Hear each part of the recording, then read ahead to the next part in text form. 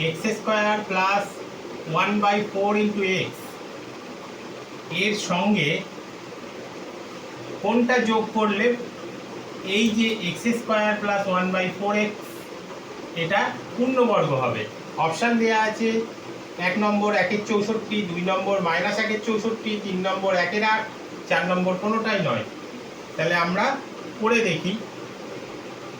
X square plus 1/4 into x এর সঙ্গে আমরা ধরে নিলাম যে একটা সংখ্যা যোগ করছি, যেটা যোগ করলে এই রাশিমালাটা পূর্ণবর্গ হবে।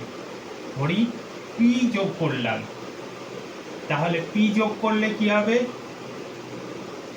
পূর্ণবর্গ করতে গেলে x square plus 2 into x into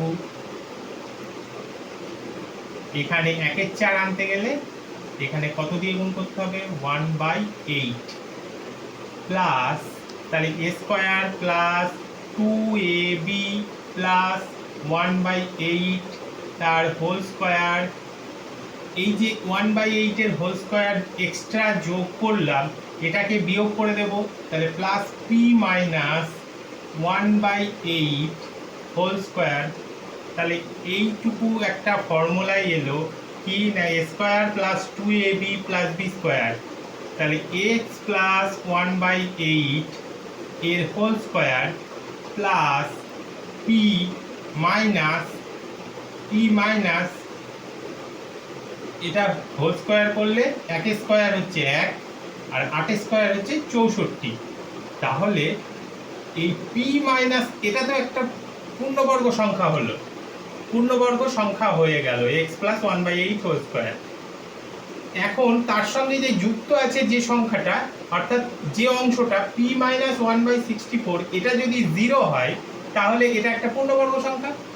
সুতরাং পি মাইনাস 1/64 ইকুয়ালস টু 0 হলে এটি পূর্ণবর্গ হবে, পূর্ণবর্গ হবে। সুতরাং পি মাইনাস 1/64 ইকুয়ালস টু 0। তাহলে পি এর মান এখানে -1/64 সমান চিহ্নের ওপাশে নিয়ে গেলে 1/64। তা আমরা কি ধরেছিলাম যে পি যোগ করলে সংখ্যা এই রাশিমালাটা পূর্ণবর্গ হবে। তাহলে পি এর মান কত পেলাম? 1/64। তাহলে আমাদের অ্যান্সার, কারেক্ট অ্যান্সার হচ্ছে 1/64, দ্যাট ইজ নাম্বার 1।